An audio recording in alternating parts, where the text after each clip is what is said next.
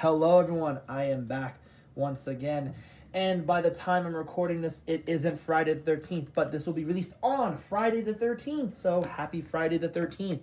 To celebrate that occasion, here is going to be my ranking for all the NECA Ultimate Jasons, including Pamela too, because she's also an Ultimate figure too. So basically, all the Ultimate Friday the 13th figures.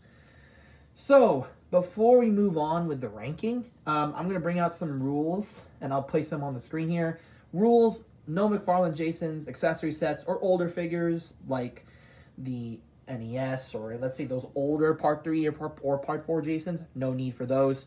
Reissues are not ranked separately, but the reissues will kind of take into account of the overall quality of the figure, considering, like, for example, Part 4 is a reissue, but Part 3 is the original release, so there's that. They need to be part of the Ultimate lineup. Repaints like Dream Sequence and NES will count, so excuses like, Dream Sequence will count. Unfortunately, I do not have NES, so there's that.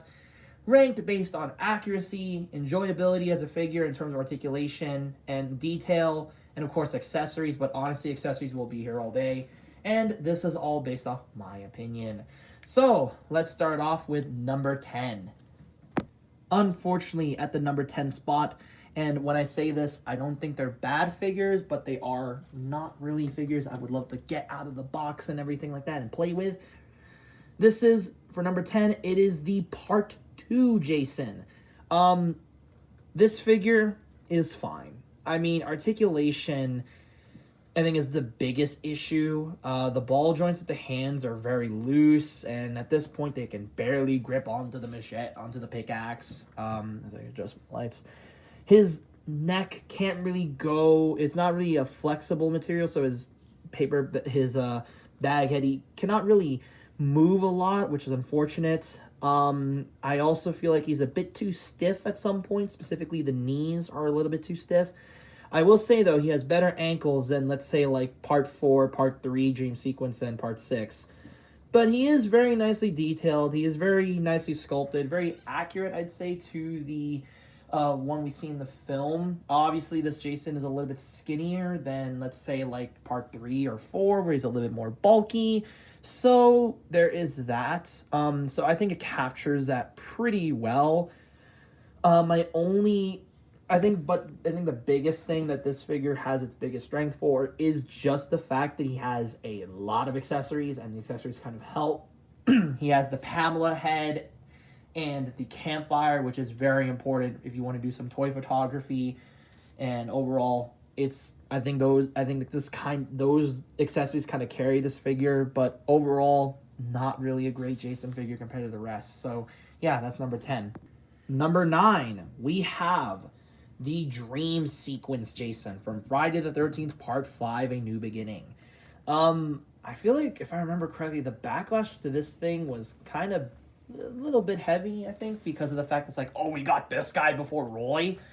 And I feel like just like Part 2, what carries this figure is the accessories. He has an alternate hand with the split hand, which I'll show on screen right here. He has the split hand from Part 4. He also has, like, the axe and a lot of other stuff, including, like, a little corkscrew thing. But he has a lot of cool accessories, like the tombstone that we see in the film, and the other alternate heads, including one with the dirty mask with... one with worms coming out of his eyes and one without. There's also one without one that's based off the hallucination Jason, and there is one based off the VHS cover.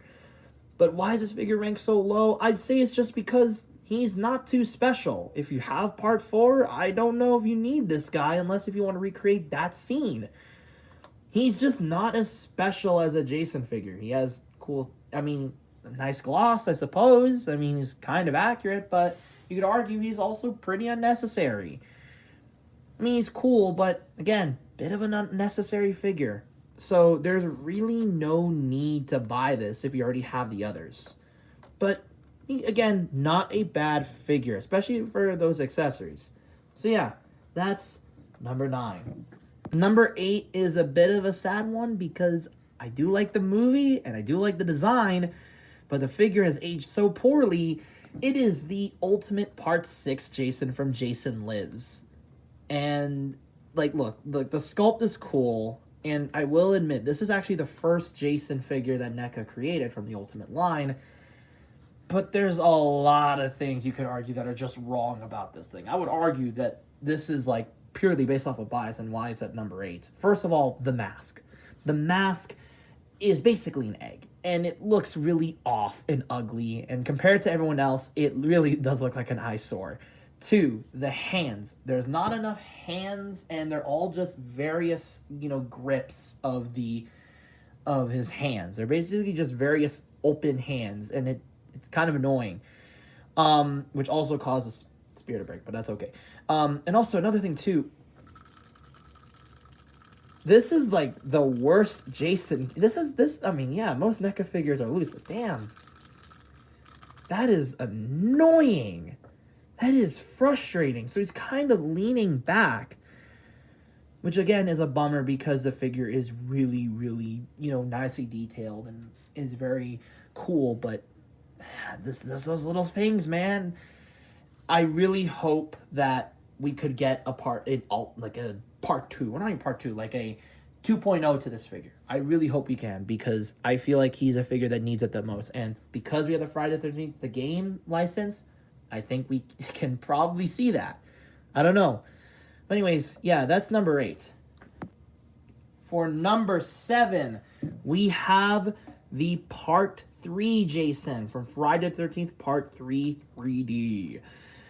All I could say is that this guy has the same QC issues as that one, except I think this one is a little bit worse because his hand here loves to pop off quite a lot, and as you can clearly see, the mask straps on his side are slowly coming off, and it is frustrating to adjust it. But overall, between this or the reissue, it doesn't matter. I think this figure is fine. He has a lot of accessories, which are really cool. I think it's really cool that this guy comes with a wrench. That's really cool. But I don't know. He just isn't as amazing or as spectacular as, like, Part 4, where Part 4 was really cool, nice details. Even for, like, the original release, it has a lot. This one feels and looks outdated. Granted, this is the older figure, not the reissue, but I just think the details here, while not bad, could be a little bit better. But overall, he's a fine figure. But do I prefer him over Part 4? No. I much prefer Part 4 more as a figure. Anyways, that is number 7. Number 6, we have the remake Jason from the Friday the 13th remake. And you could argue it has the same issues as the Part 6, where the mask wasn't great. I actually custom painted mine because the original mask I'll show on screen looked a little too plain. So I just custom painted it. I put a black wash on it, but it doesn't matter. What does matter, if you remove the mask, is you can clearly see, right there, his hair is just glued on. It's not sculpted.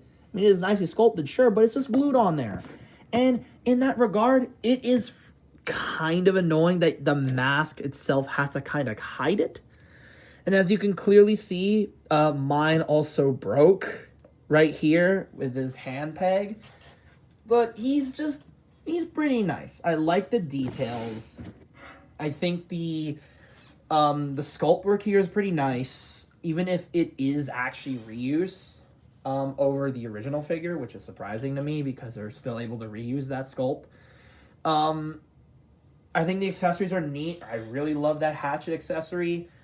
And is it pretty accurate to the movie? I'd say so. I'd say it's pretty accurate. The only, again, real issue is the mask.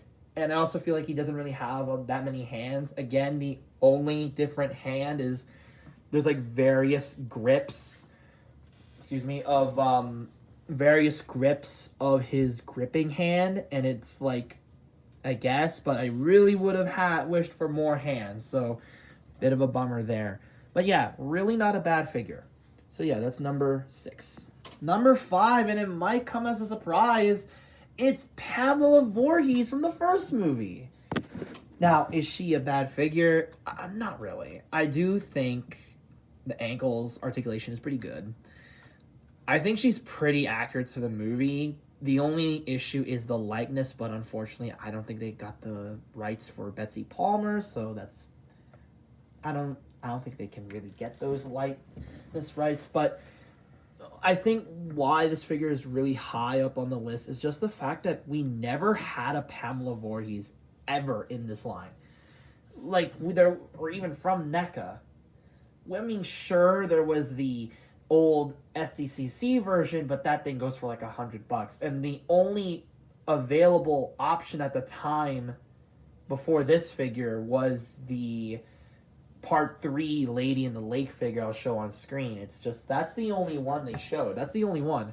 So, I think for, that alone, I think that's what makes it quite high on this list. She is an important character to the Friday the 13th lore. And honestly, she's not a bad figure. She has a lot of cool accessories, especially that bow and arrow, even though I'm more likely to display her just without any weapons. But yeah, she's not a bad figure. Really, she's not. Articulation isn't the greatest, but I think her importance is why she's so high. So yeah, number 5. Number 4, we have by far the best of the original trilogy figures, and probably the best before, these other guys came along. We have Part 4, and honestly, this figure is really nice. I love the fact there's a nice gloss to it, considering Jason was kind of rainy in the film.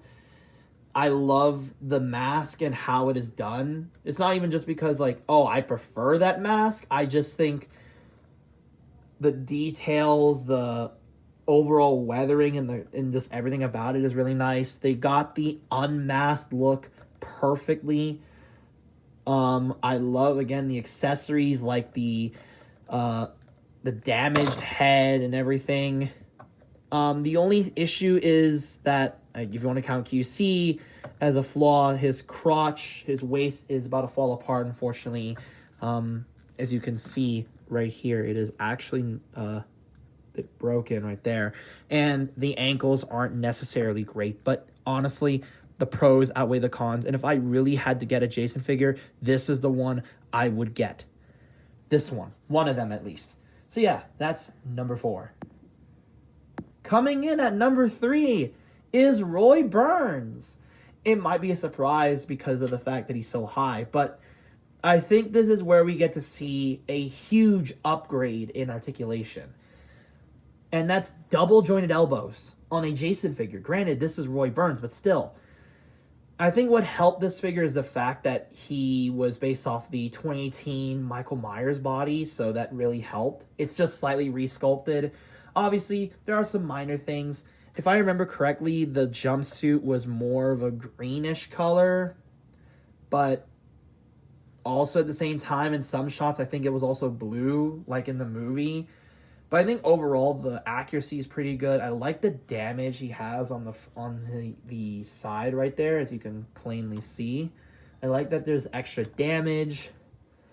I love this guy's weapons. It's a lot. He practically has every weapon from the movie except the axe. And overall, he's just a fun figure. Granted, this hand loves to come off, but honestly, I think he's pretty cool. If you really love Friday the 13th Part 5, and if you really like Roy, he's a great figure, and I do recommend him. So yeah, that's number 3. For number 2, we have the Freddy versus Jason.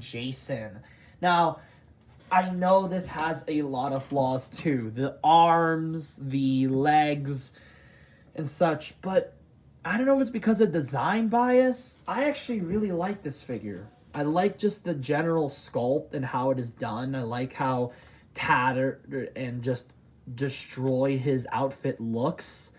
I really love the accessories. Granted, it's not a lot. I do love the fact he has a lot of alternate masks and even more a nice flaming machete. Compare this with, say, the remake Jason at the time. I think he has a better diaphragm joint, and even more, I'd say the height of this guy is impressive. And in terms of like Jason's, I would highly recommend this one. He's really big and he's tall. He's very detailed. He scales really nicely with your other Jasons, and overall, he's just such a great figure. But if only he had updated articulation, and if only he had more hands. But that's why it goes to number 1. And no surprise here, number 1 is the Part 7 Jason. Not even just because of design, it's just a great figure. It actually improved a lot from these Jasons. First, way better hand joints. They're not on like, the hands are on a hinge, so that's nice. The neck, there's more range, but granted, all these Jasons have pretty decent range. There is double jointed elbows and a proper ab crunch compared to most of these Jasons, except I guess Part 4. And he actually has proper ankle articulation compared to most of these guys, except I guess Roy. But still, if we're not counting Roy, like the fact that this guy has actual working ankles is impressive. And overall, the sculpt of this thing is amazing. This thing looks straight out of the movie. Yes, maybe there's some things here and there that are inaccurate, but he is awesome. I love the fact he also comes with a screaming head and the damaged mask from towards the end of the film. And just the overall detail and the amount of accessories he comes with is just so good. I'd say he has the perfect value Jason. A lot of great detail, a lot of great accessories, and overall, really great articulation. So, kind of blanked out there, but there's nothing really to say. It's just such a good Jason figure. So yeah, that is my ranking. If you have any disagreements, please tell me in the comments below. Of course, don't cause pointless arguments. And yeah, I will see you all next time in the next video. Bye-bye.